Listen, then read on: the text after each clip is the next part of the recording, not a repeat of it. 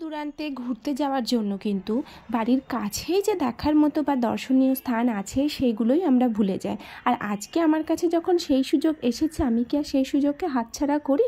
তাই আজকে কিন্তু আমি নয়, আমরা সকলে মিলে বেরিয়ে পড়েছি। তো নমস্কার বন্ধুরা, ঐত্রিশ লাইফস্টাইল পরিবারের নতুন আরও একটি ভিডিওতে তোমাদেরকে আবারও একবার জানাই সুস্বাগতম। হ্যাঁ বন্ধুরা, জিয়াগঞ্জ স্টেশন থেকে আমরা ট্রেন ধরলাম, আর ট্রেন ধরে চলে এসেছি লালগোলা, মুর্শিদাবাদের লালগোলায়। আর লালগোলাতে বেশ কিছু দর্শনীয় স্থান আছে, সেগুলো তো দেখব, পাশাপাশি আরও একটা জায়গাতে যাব। কোন জায়গায় যাব সেটা জানার জন্য কিন্তু তোমাদেরকে ভিডিওটা একদম শেষ পর্যন্ত অবশ্যই দেখতে হবে। তো দেখো, প্রথমে চলে এসেছি লালগোলায় রাজবাড়ি দর্শন করার জন্য। ভেতরে প্রবেশ নিষেধ আছে। সত্যি এই সমস্ত রাজবাড়ি, এই সমস্তগুলো মানে দেখে মনে হয় না বাস্তব যে কত স্মৃতি বহন করে চলেছে প্রজন্মের পর প্রজন্ম। যাই হোক, আর ঠিক রাজবাড়ির সামনেই রয়েছে লালগোলার সেই বিখ্যাত কালীবাড়ি রাজরাজেশ্বরী মা। তো আমরা এখন মন্দিরের ভেতরে প্রবেশ করে গেছি। আর প্রবেশ করে আগে তোমাদেরকে মন্দিরের চারপাশটা বন্ধুরা চলো ঘুরিয়ে দেখিয়ে নিই।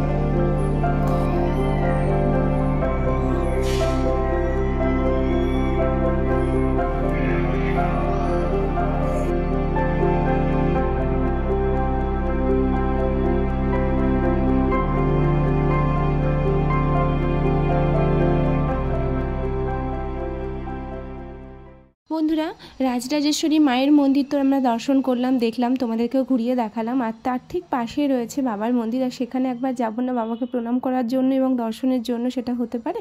তাই পাশে যে শিব মন্দির রয়েছে সেই শিব মন্দিরটা দেখলাম, তোমরাও দেখে নাও। পাশে একদম কাছেই রাজবাড়ি মায়ের মন্দির এবং শিব মন্দির একদম পাশে। তো যাই হোক, তারপর সেখান থেকে কিন্তু আমরা রওনা দিয়ে দিলাম। এবার কোথায় যাচ্ছি সেটার জন্য একটু অপেক্ষা করো। এবার যে জায়গাটাতে যাচ্ছি, সত্যি এখানে গেলে মন তো হারিয়ে যাবে, প্রত্যেকের হারিয়ে যাবে। এত সুন্দর গ্রাম্য পরিবেশ চারপাশে। আর তার ঠিক মধ্যে দিয়ে আমরা চলেছি ভারত বাংলাদেশ সীমান্ত দেখার জন্য। বন্ধুরা, আমরা আজকে এসেছি লালগোলাতে। আর লালগোলাতে এসে চলে এসেছি ভারত বাংলাদেশ সীমান্ত। আর এই সেই পদ্মা নদী, পদ্মার চর। হ্যাঁ, তো দেখো এত অপরূপ প্রাকৃতিক সৌন্দর্য, যেটা এখানে এসে না দেখলে সত্যিই বুঝতে পারবে না। হ্যাঁ, ওই যে দূরে দেখা যাচ্ছে নৌকোগুলো, কত নৌকো, মানে অপরূপ একটা সৌন্দর্য গ্রাম বাংলার, যেটা সত্যি মানে ভীষণই ভালো লাগছে। হ্যাঁ, শুধু আমি একা আসিনি, আজকে কিন্তু আমার পরিবারের অনেকে এসেছে। সবার সঙ্গে তোমাদের দেখা করিয়ে দেব। তার আগে একবার জাস্ট চরটা দেখো, এত সুন্দর, ভীষণ সুন্দর, অপরূপ এক সৌন্দর্য। ইচ্ছেটা কিন্তু অনেক দিনের ছিল যে ভারত বাংলাদেশ সীমান্তটা একবার হলেও দেখব। তো আজকে সেই সুযোগ পেয়েছি। আর তাই একদম ফুল টিম নিয়ে চলে এসেছি। তোমাদেরকে তো বললামই, পরিবারে দাদারা আছে, দিদিরা আছে, তার সঙ্গে তাদের ছেলে মেয়েরা, পুচকুগুলো আছে। সকলে মিলে খুব আনন্দ করতে করতে আমরা কিন্তু এই ট্রিপটা কিন্তু এনজয় করছি। বন্ধুরা, তোমরাও যদি চাও যে একদিনের উইকেন্ডে কোথায় যাবে মুর্শিদাবাদে, তো সেক্ষেত্রে কিন্তু তোমরা একবার হলেও কিন্তু প্ল্যান ফিক্সড করতেই পারো লালগোলা, তার সঙ্গে ভারত বাংলাদেশ সীমান্ত, আর তার সঙ্গে আরও একটা জায়গা তোমরা দেখে যেতে পারো। সেটা তোমাদেরকে লাস্টে একদম জায়গাটা ঘুরিয়ে দেখিয়েই বলবো। যাই হোক, দেখতে পাচ্ছ আমাদের পুরো টিমের পাগলামি একদম শুরু হয়ে গেছে। আমরা দেখতে পেলে চরের ওই ওপরের দিকটাতে, আমরা ওপরের দিকটাতে ছিলাম। তো এবার একদম সাইডে যে রাস্তা আছে সেই রাস্তা দিয়ে এখন আমরা হেঁটে যাচ্ছি। আমরা যাব ওই যে দেখা যাচ্ছে নিচে একটা চরের মতো আছে, ওই জায়গাটাতে যাব, মানে পদ্মাটা দেখব, ভীষণ কাছ থেকে দেখব। আর আমরা যে জায়গাগুলোতে দাঁড়িয়েছিলাম সেগুলো সব বাঁধ দেওয়া রয়েছে, কিন্তু দেখতেই পাচ্ছ ভাঙনে, মানে বর্ষাকালে কি ভয়ঙ্কর অবস্থা হয় এখানকার, সত্যি ভয়ঙ্কর অবস্থা হয়। কতটা মানে উঁচু পর্যন্ত জল আসে এবং জলে দুকুল প্লাবিত হয় এইখানকার যে সমস্ত বাসিন্দা, মানে যারা বসবাস করছেন, সত্যি তারা অনেক অনেক কষ্টে তো ওনারা থাকেন। সেটা এখানে এসে না দেখলে হয়তো সেই ফিলটা করা যাবে না, যতটা আমরা খবরে দেখে হয়তো বা টিভি বা যাই হোক মানে মোবাইলে দেখে বুঝতে পারি না, সেটা এখানে না এসে দেখলে বোঝা যাবে না যে ওনারা এতটা স্ট্রাগল করে এখানে থাকেন। প্রতি বছর বন্যা হয়, প্রতি বছর পার ভাঙে, আর প্রতি বছর কত মানুষের কি বলবো জিনিসপত্র থেকে শুরু করে বাড়ি ঘর, পশু, সমস্ত কিছু কিন্তু এই পদ্মাতে তলিয়ে যায়। যাই হোক, দেখতেই পাচ্ছ কি রাস্তা, তার মধ্যেও আমরা চলে যখন এসেছি তাই আনন্দ তো করবোই, আর সবটা ঘুরেও দেখবো। কি সুন্দর লাগছে। না না চলে সবাই একসাথে দৌড়াও ওখান থেকে দূর থেকে। দেখি ফোন ইয়ে করো তো।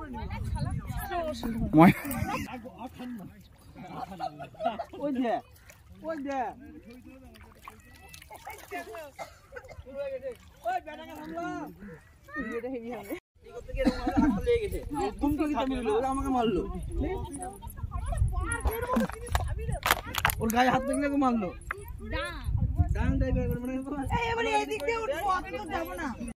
সীমান্ত দেখা হলো, সেই সঙ্গে পদ্মা নদীর চর সমস্তটাই কিন্তু দেখলাম, দু চোখ ভরে দেখেছি বন্ধুরা, আর খুব খুব আনন্দ করেছি। আর এবার আমরা কিন্তু বেরিয়ে পড়বো আমাদের পরবর্তী ডেস্টিনেশনের জন্য। আশা করি আমাদের এই পাগলামি দেখে তোমাদের ওই অলরেডি মানে ইচ্ছা চলে এসেছে যে তোমরা কখন এখানে আসবে আর আমাদের মতোই পাগলামিটা করবে। সত্যি ভীষণ আনন্দ করলাম। আর তারপর রওনা দিয়ে দিলাম লালগোলা থেকে একদম রঘুনাথগঞ্জের উদ্দেশ্যে। রঘুনাথগঞ্জের জন্য আমরা কিন্তু অটো রিজার্ভ করে নিয়েছিলাম, একটাই অটো রিজার্ভ করেছিলাম। তো যাই হোক, অটো রিজার্ভ করে চলে এসেছি আমরা রঘুনাথগঞ্জ সুভাষ দ্বীপ। অনেকবার নাম শুনেছি সুভাষ দ্বীপের, অনেকবার এরকমও হয়েছে, প্ল্যানিং হয়েছে এখানে পিকনিক করতে আসার জন্য, তারপরে সে মানে প্ল্যানিংটা কি হয় ক্যান্সেল হয়ে যায়। তো যাই হোক, আজকে সেই সুযোগটা এসেছে, তাই চলে এসেছি রঘুনাথগঞ্জের সুভাষ দ্বীপ দেখার জন্য। তো সুভাষ দ্বীপটা একটা পার্ক রয়েছে এখানে, তো সেই পার্কটা তোমাদেরকে পুরোটাই ঘুরে দেখাবো। খুব ভালো একটা পিকনিক স্পট। তাহলে চলো বন্ধুরা, আগে তোমাদেরকে সুভাষ দ্বীপের যে পার্কটা রয়েছে এই পার্কটাকে আগে ঘুরিয়ে দেখিয়ে নিই, তারপরে আমরা খাওয়া দাওয়া করব। কোথায় করছি সেটাও তোমাদেরকে দেখিয়ে দেবো, যাতে তোমরা যখন আসবে তোমাদেরকে কিন্তু আর আদার্স কোথাও খুঁজতে হবে না যে কোথায় তোমরা খাবে কোথায় খাবে না। যাই হোক, দেখো আমরা কিন্তু পার্কের মধ্যে প্রবেশ করে গেছি, ঢুকে গেছি সকলে মিলে। তো চলো এবার পার্কটা একটু ঘুরিয়ে তোমাদেরকে দেখিয়ে নিই আগে।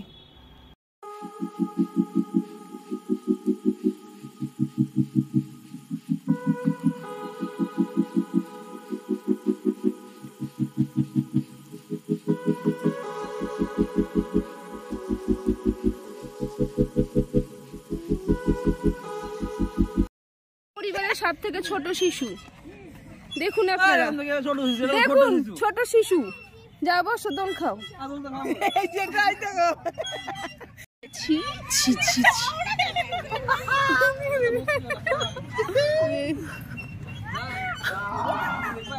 বন্ধুরা দেখো কোন বাচ্চাদের নিয়ে আজকে আমরা সুভাষদ্বীপ ঘুরতে এসেছি।